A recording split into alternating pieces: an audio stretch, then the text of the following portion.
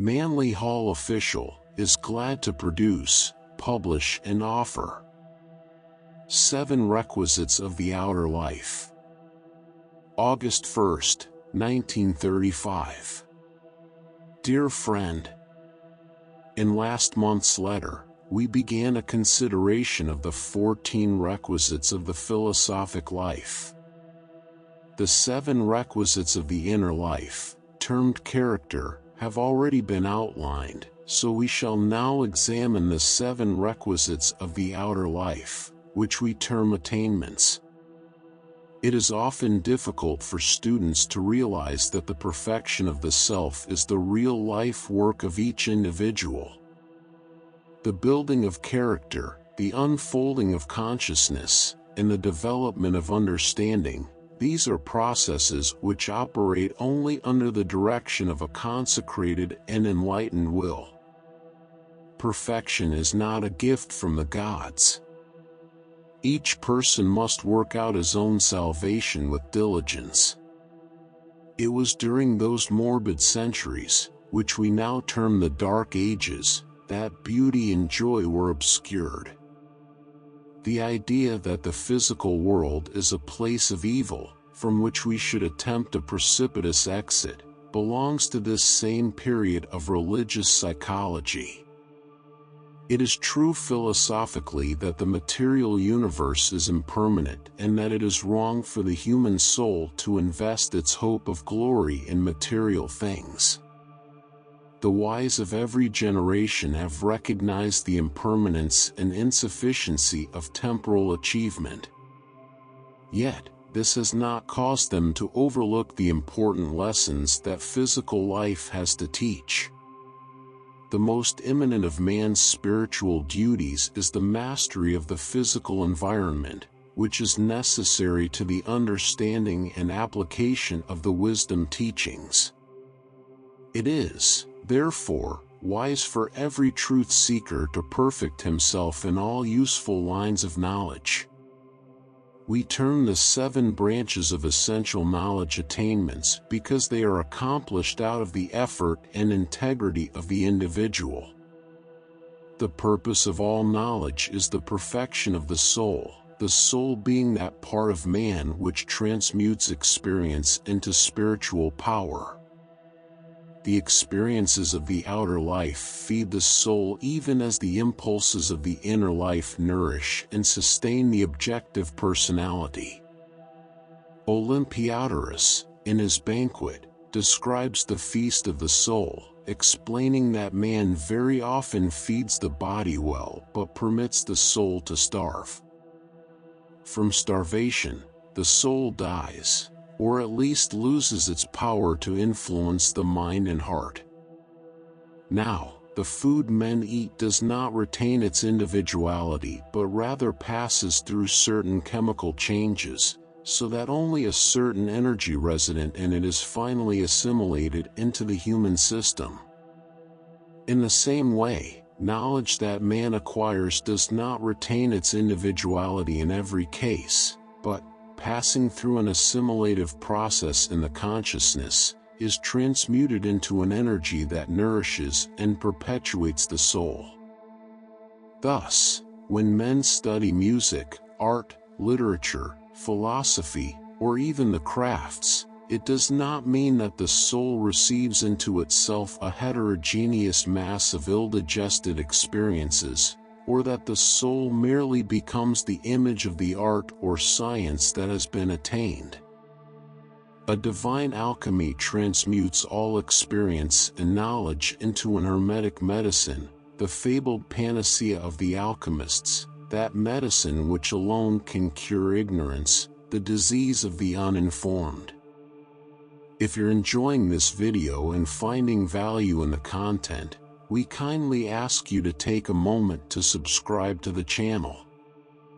A large portion of our listeners and viewers haven't subscribed yet, and by doing so, you'll help us grow and continue bringing you more high-quality audiobooks. Your support means a lot to us, and it's just one click away. So, Go ahead and hit that subscribe button to stay connected and never miss out on our latest releases. It is not reasonable to expect each man to be a master of all 7 of the ancient sciences. In fact, at this stage of evolution, it is a life work to achieve a reasonable degree of efficiency in 1 or 2 branches. Life is short, and art is long, but the law of reincarnation assures us that centuries of opportunity for accomplishment extend before us, and that each life, if intelligently lived, contributes its part to the greater perfection which lies ahead of us. Through the 7 requisites of the inner life, termed character, we become capable of estimating divinity as quality. Through the 7 requisites of the outer life, attainments, we gain the capacity to appreciate divinity as wisdom and activity. Of course, at the present time, in our educational system, the metaphysical implications in the arts and sciences are denied or ignored. But this in no way detracts from the fact that these spiritual values exist. The arts and sciences, like most of the theologies of man, have been reduced to elements of an economic program, their aesthetic factors sacrificed to the selfish institutions of man. Yet behind each art and science is a universal law, and those who would discover the divine agent should not ignore the God who lives in his own works. The 7 requisites which constitute the ancient outline of knowledge, the links of Homer's golden chain, are as follows. 1. Mathematics. Under this heading are included the several departments of arithmetic, algebra, geometry, trigonometry, etc. Mathematics was cultivated by the earliest of civilized peoples. An exact knowledge of it is evidenced by architectural remains dating back to prehistoric times.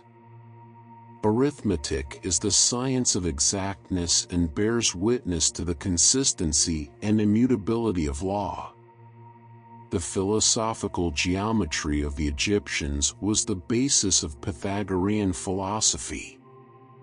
Plato, learned in the wisdom of Pythagoras, derived from this earlier teacher his celebrated axiom, God geometrizes. It is evident to the scientist that mathematics is not a man-made science, but rather a discovery which man has made of a science that exists in the universe. A human being may possess a conscious knowledge of mathematical principles, yet he shares this knowledge with the most minute creatures. The cell of the bee, the shell of the radiolaria, and the geometrical form of the snowflake all bear witness to the universal arithmetic, a cosmic geometry. Among mortals, mathematics is one of the driest of the sciences, but this is because an ignorant generation has divorced calculation from the drama of life. Most of the beauty that we see about us in nature is due to some aspect of cosmic arithmetic. We live in the midst of universal equations. Strangely enough, the study of mathematics is closely associated with the stimulation of intuition. Certainly, no person who has read the commentaries of Proclus on Euclid can fail to appreciate the sublimities of the numeral theory. Thousands of students seeking God in numerous metaphysical ways, by failing to master mathematics, have lost the opportunity of perceiving divinity manifesting itself through the glorious geometry of form. 2. Astronomy. In olden times, what we term astronomy was embraced within the all-inclusive subject, astrology. No classical philosopher could have been interested in the arrangement of the sidereal bodies without instinctively desiring to understand the effect which these bodies produce upon man. Astrology is moral astronomy, and astronomy is astrology divorced from all practical purposes. What use is it to know the number of the stars or to discover the elements of which they are composed, to measure their orbits and calculate the intensity of their light, if, in the end, we deny that any of these factors were in any way applicable to human existence? The first astronomers, from their high towers, established systems of time from the sidereal motions. From these have resulted calendars, most of which were originally devised for horoscopic uses. Under the heading of astronomy is to be included the whole anatomy of the universe, the theories of history, the mysteries of climate and weather, the mutations of seasons, which brings us naturally to agriculture and husbandry.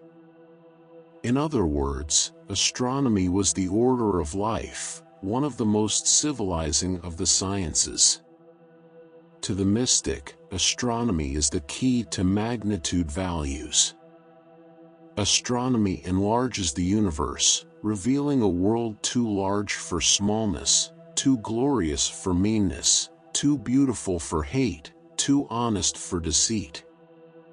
Astronomy reveals man's place in the plan. It shows him to be part of an infinity of incalculable life and reveals the whole sidereal diffusion bound together by an all-ensouling wholeness. Man's kinship with the stars and the grain of sand is established. 3. Biology and physics. These branches, science, government, leadership, and all regulation of community affairs by which the general motion and trend of empire is preserved toward those consistent ends for which empire was devised. Political and scientific research in the Western worlds had its origin with the ancient Chinese, Brahmins, and Egyptians.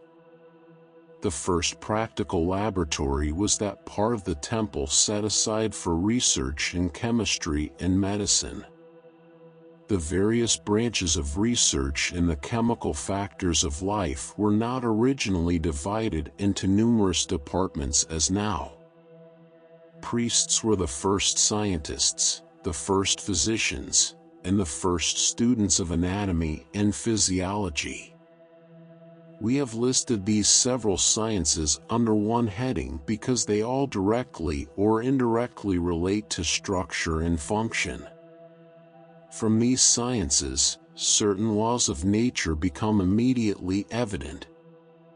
Man's exploration of nature and its processes gave rise to the theory of what we now call science. But in olden times, these researches were not carried on by scoffing materialists, but by enlightened philosophers who discovered beneath the superficial aspects of form divine chemical and mechanical processes. Science is, therefore, the study of the anatomy of the body of God. The laboratory reveals not only the infinite mystery of life, but also the infinite complexity of function. Man's veneration for the universal wisdom that supports this supreme order, sustaining all things in their proper relationships to all other things, grew with the increase of knowledge. Knowledge brings with it appreciation, and appreciation is one of the highest forms of religion. Man is never far from a truth which he has learned to appreciate. 4. Social and political science. This department of learning arose from man's contemplation of the motions and courses which are apparent in those social aggregates we call nations and races. Included under the heading of social science was that vast body of tradition and research which has given rise to the laws governing relationships of individuals. The social sciences gave rise to the doctrines of morality and the various codes of convenience and compromise necessary to the survival of individuals under a social order. Therefore, We may consider with Cicero that civilization arises from the speculations of ancient wise men directed towards the improvement of community existence. Political science includes statesmen of old who were philosophers deriving their inspirations for government from astronomy, mathematics, and physics. When political science divorced religion and philosophy, it lost the name of action. Governments since that time have never survived their own inherent weaknesses. To the mystic, the study of social and political science reveals both the strength and weakness of existing institutions and prevents the earnest thinker from falling under the influence of traditional evils which have remained uncorrected since the decay of the religio-political institutions of antiquity. 5. Music and art. Under this heading are included the numerous aesthetic and cultural impulses which exist eternally in nature and have given rise to artistic institutions among men. Included with music and art are, of course, poetry, drama, and the dance. The aesthetic arts were all of religious origin, their development paralleling the unfolding of beauty in the human soul.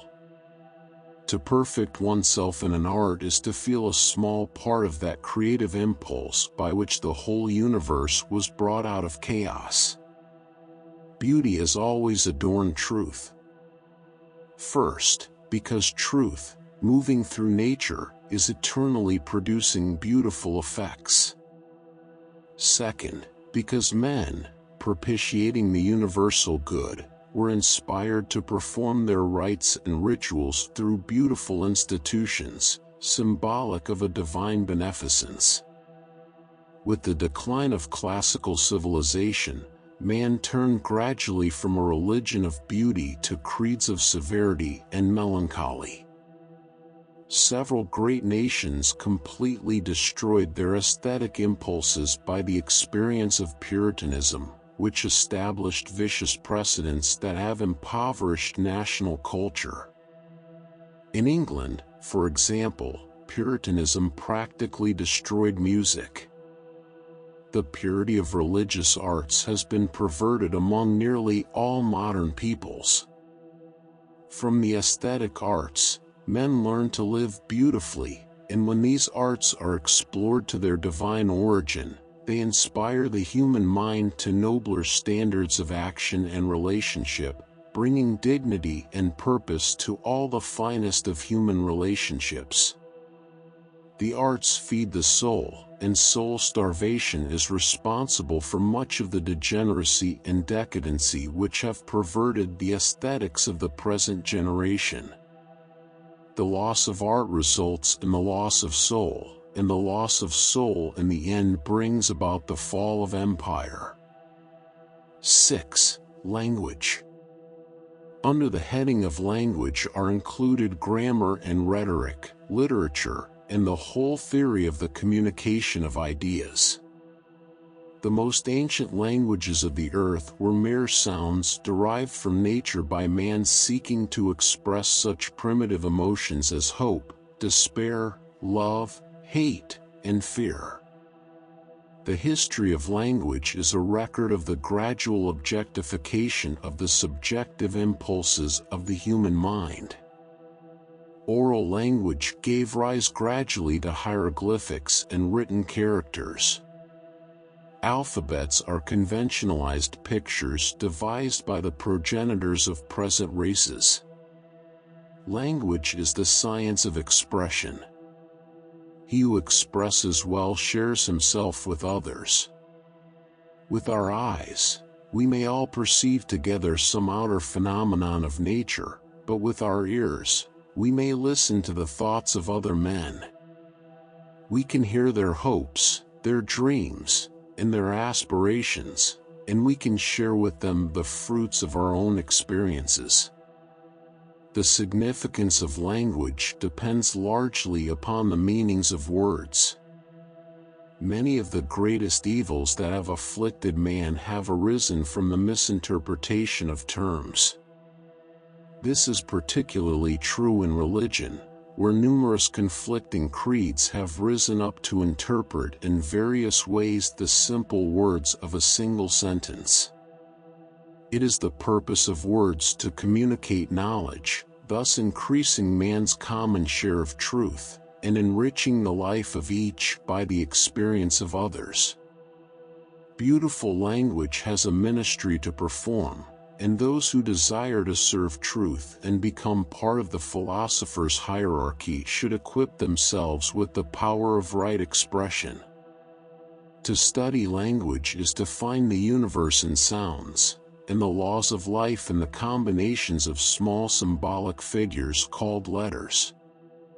The whole unity and diversity of existence is revealed in the mystery of alphabets. The evolution of language is as glorious a pageantry as the evolution of life. 7. Philosophy. The seventh place we have allotted to philosophy itself. Under this general heading, we include all man's groping for knowledge by the laws of the mind. The term philosophy was first used by Pythagoras to designate the science of the love of wisdom. Man, living in the midst of an infinite existence, reaches out from himself by intellectual extensions and seeks to grasp the whole of infinity within the narrow confines of his own intellect. Hence, philosophy. The mind, being incapable of receiving and interpreting the infinities of the knowable, men of wisdom realized the necessity of exercising and developing the intellect itself so that its capacity to know and to retain knowledge might be increased. Philosophy is more than merely thinking and arguing. It is the science of building up the capacity to know. Most people do not realize the limitations of their own thinking equipment. They do not appreciate the years of preparation which must precede the capacity to understand. This preparation the old masters termed discipline. By discipline, they develop the numerous faculties of the thinking equipment until at last they gain the power to think God. By accomplishing this, they liberated themselves forever from the superstitions of those who could not think God. Superstition brings truth down to the level of ignorance, clothing it in innumerable falsehoods. Philosophy elevates man to the level of truth, creating within him the capacity to sense and to realize, to visualize and to comprehend.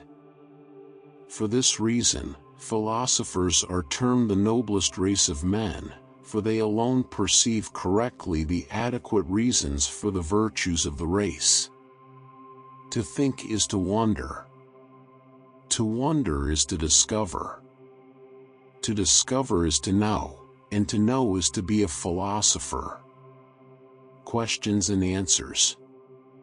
Question: can the average individual control to any extent the length of time between incarnations or determine in advance what his next incarnation shall be? Answer: until an entity reaches a very high degree of spiritual development, it does not have the power to control the intervals between incarnations. These intervals, like all other occurrences, arise from karma. Normally speaking, the only way in which these intervals can be influenced is by the intensity of action, particularly mental action. We do not mean a mental effort to influence the time and condition of rebirth, but rather the general intensity of mental awareness. The more highly evolved the intellectual nature, the more profound and philosophic the thought, and the greater the scope of judgment, the longer will be the intervals between lives. This arises from the time required by the ego to assimilate into the soul nature the panorama of mental experience while on earth. Thus, the average individual can transmute the fruits of his mental activity into soul powers in a few hundred years of after-death consciousness, but it is estimated that it will require 10,000 years for Plato to accomplish this, so great was his intellect. Therefore, unless Plato, being a very highly evolved soul, exercises his privilege as an adept to return sooner in the capacity of a teacher, he will normally remain out of incarnation for that length of time. As to the conditions of a future life, these cannot be directly influenced by the average person for the reason that the next incarnation may be devoted to working out the karma of the present life, or it may be dedicated to the transmutation of karma brought forward from earlier incarnations but not included in the program of the present life. Of course, the whole future depends upon the increasing intelligence and integrity of present action. Question: if we do not develop spiritually in this life sufficiently to remember our past lives, do we automatically come into possession of this remembrance when we reach the astral world after death? Answer: the transition between the material state and the after-death condition does not bring with it any major improvement in the degree of our knowledge or understanding. The astral body, in which we function after the decease of the physical organism, is not the depository of the records of past karma. These records are preserved in the ego itself. The transition term death, while it demonstrates to the individual himself the fact of immortality, does not necessarily bring any broadened viewpoint on the fact of reincarnation and karma. Thus, spirit mediums seldom receive any instruction concerning rebirth from the decarnate entities that speak through them. The memory of past lives only comes to the individual when he has reached a state of development by which the secrets which are locked in the consciousness itself are released into the sphere of objective thinking and knowing. The memory of past lives is locked within the superconscious self. This self is not released merely by dying, but only by the philosophical mystery commonly termed illumination. Question: do parents give their children only physical bodies? Answer: the old wisdom teachings reject what is commonly known as the law of heredity, explaining that the phenomena generally ascribed to heredity has its real source in reincarnation and karma. By the law of attraction, the ego at birth is drawn into an environment similar to itself and suitable for the working out of its karma. Thus, an entity whose karma it is to suffer the experience of tuberculosis will be drawn into a tubercular family where it will receive a body susceptible to this disease. Science says that we do not inherit disease but the tendency to disease. Thus, parental environment and physical heredity are the instruments of the universal justice. Children resemble their parents in temperament because entities of similar temperaments incarnate in similar families and environments by the natural law that like attracts like. Question: please differentiate between body, mind, soul, and spirit. Answer: the term body should properly be applied to any one of the several vehicles of manifestation which the ego or self emanates from its own being to serve as mediums of expression or function. The most generally recognized bodies in the case of man are the physical, vital, emotional, and mental. Bodies are not necessarily visible, nor are they always tangible to any physical sense perception. To use Plato's simple definition, a body is any structure or form to which energy is communicated. Mind is variously defined in different schools of metaphysics. It is most generally accepted as the coordinated sublimation of bodily impulses. In other words, it represents the sum of the numerous instincts and impulses enlivened or quickened by a ray of rational energy from what the ancients termed the self or the spiritual overbeing from which personality is suspended. Mind is the mediator between spirit and body, referred to as the common ground. The position which the mind occupies in man, halfway between invisible cause and visible effect, has given rise to nearly all the messianic religious doctrines of the world. In several schools of philosophy, the Messiah is enlightened mind, which finally lifts the personality to truth through its own nature. Soul is a very loosely used term, and the indiscriminate misapplication of terms causes endless confusion among the schools of metaphysics. Soul is generally regarded as synonymous with spirit, but the ancients regarded soul as an intuitional body built up in man by the assimilation of experience. All men perform good and evil deeds. These actions give rise to experience, and experience justifies action.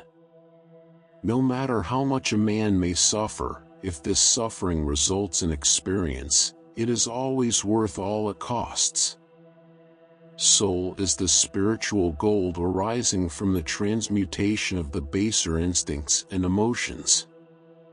In the ancient mysteries, the soul is termed the robe of glory.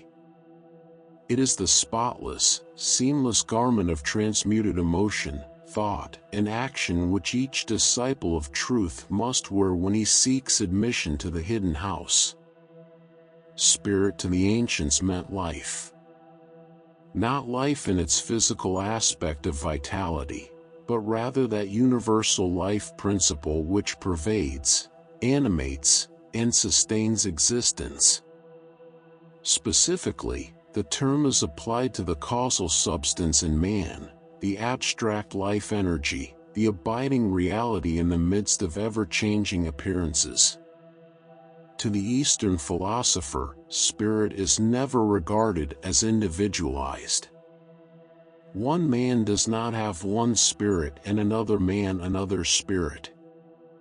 Spirit is universal. All diversity ends in spirit, and spirit is never divided.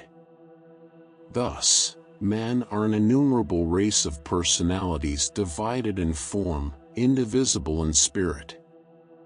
Question: is a balance between introversion and extroversion better than introversion, even though the latter is associated with serious thought but no social contact? Answer: this is a psychological question involving factors little understood by even the most advanced psychologists. Introversion, or the subjectification of action, is a retreat from the circumference to the center of action. Except in rare cases, introversion results in inhibition, and inhibitions lead to most of the evils which afflict the metaphysically minded. On the other hand, extroversion, the complete objectification of self, is the phenomenon of energies rushing constantly from a center to the circumference. In introversion, there is not enough expression, and in extroversion, there is not enough control. It is the constant duty of the wise man to preserve a balance between expression and control. Introversion is one of the most common diseases of the learned, and extroversion is the plague of the uninformed. Men who think much do little, and with much action, there is usually small thought. To bind each action to an adequate reason and to visualize each thought as manifesting in an appropriate consequence is to keep open and well regulated the courses of energy in the human consciousness. A serious thinker must think seriously about the application of his thoughts to their reasonable ends and action. To think constantly and do nothing is not the way to become wise. To weary the faculties with constant strain and never rest them through proper relaxation from mental effort is to endanger the reason and impair health. A well-balanced thinker always has proper relaxation and strives to prevent a narrowness of viewpoint by keeping in reasonably close contact with other persons of different thoughts and ideas. Such a procedure will, in the long run, contribute more to philosophy itself than constant application to abstractions. Question: what is the most useful thing in this world? Answer: many people will differ in answering this question. Some might say electricity, others printing, others the telephone. Probably no better answer to this question can be found than the one Thales gave to the Pharaoh of Egypt. The great Greek sophist said, "Virtue is the most useful thing in the world, for by the presence of it all other things are made beautiful and good, and without it, even the most spectacular accomplishment is hurtful and incomplete." Question: will the finality of life ever be known? Answer: it is difficult for a person who is part of a forever growing universe to even think in terms of finality. Ultimates are dangerous thoughts. They are intellectual barriers to those realizations of infinity which are natural to the inner life of man. Man reaches finality by becoming finality, for all ultimates are God. Man is as far from ultimates as he is from absolute divinity. The philosophers conceive no static states beyond action. To the Buddhist, that nirvana which is the end of finites is merely the beginning of infinites. When men grow too wise to be men, they become ever-growing wisdom. Occasionally we meet metaphysicians who suffer from the delusion that they will speedily achieve the end of all human seeking and repose individually in the perfection of ultimate accomplishment. These poor souls have been deluded either by themselves or by others. In the words of the old teaching, life is ever becoming, but it never becomes. Question: if we are to do good, does it matter if we hurt people's feelings doing it? Answer: this question reminds me of an old friend, a Methodist minister, whose motto was, "If I don't hurt somebody's feelings, I'm not preaching the gospel." Seriously speaking, the whole answer to this question depends upon the interpretation of the word good. There are two kinds of illusionary good, my good and the other fellow's good. Both of these are often at direct variance with that universal good which alone is real. To do good is a fine art, and those who dabble in reform without a depth of wisdom, vast tolerance, and great experience in life often do more harm than good.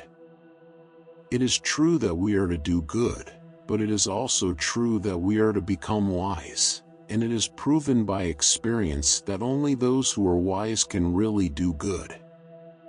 When action is dominated by opinions, selfishness, sympathy, or any emotion or thought that is not grounded in actual fact, our efforts to do good usually lose the name of action. It is well to bear in mind in our efforts to do good the Socratic definition of this virtue: that which is true, necessary, and beautiful is good. Our most common mistake in attempting to do good is to overlook the factor of beauty in action. That is why we are likely to hurt people's feelings. Others are often not as offended by what is said as by the way it is said. There are beautiful ways to do everything, and they are usually acceptable. But when beauty fails in the deed itself usually misses its mark. Beauty is not weakness or sentiment, it is the divinity in the deed. Nowhere is beauty more needed in action than in reforms and corrections, and there is nowhere where it is less likely to appear. It is true we are all here to do good, but if we do not wish our ministrations to inadvertently contribute to the world's evils, our labors must reflect the beauty and understanding which we have developed within ourselves. Question: in what way does Rosicrucianism differ from other wisdom religions, and when did it have its beginning? Answer: Rosicrucianism, as it is now popularly taught, is an interpretation of the old mystery teachings in the light of Christianity. It therefore differs from all pre-Christian movements and from the occult schools of non-Christian peoples, principally in its interpretation of the significance of Christ. To the ancient pagans and to the non-Christians of the modern world, Christ is either a universal principle independent of time and place, or else the messianic attributes are bestowed upon the prophets or leaders of other faiths. The Rosicrucianism of the 17th century was a philosophical rather than a religious movement. Its members were Kabbalists, alchemists, Hermetists, astrologers, and disciples of the transcendental arts, but when called upon to make a declaration of their faith, the members of the original society acknowledged allegiance to the Lutheran Church in Germany or the Reformed Church of England. The Rosicrucian Society is popularly supposed to have been founded around the year 1610 by a German Lutheran theologian, Johann Valentin Andrea. Our research inclines us to believe that the society was actually founded around 1604, probably by Lord Bacon, and was composed of such disciples and initiates of the old Hermetic mysteries as had survived the Inquisition in Europe. The story of Christian Rosenkreutz is probably allegorical, as he is not even mentioned by several of the earliest historians of the order. Yours sincerely, Manly P. Hall. Copyright 2025 by Manly Hall Official. Thank you for listening. Please consider to subscribe, like, and share to help the channel growth. New videos on a daily basis.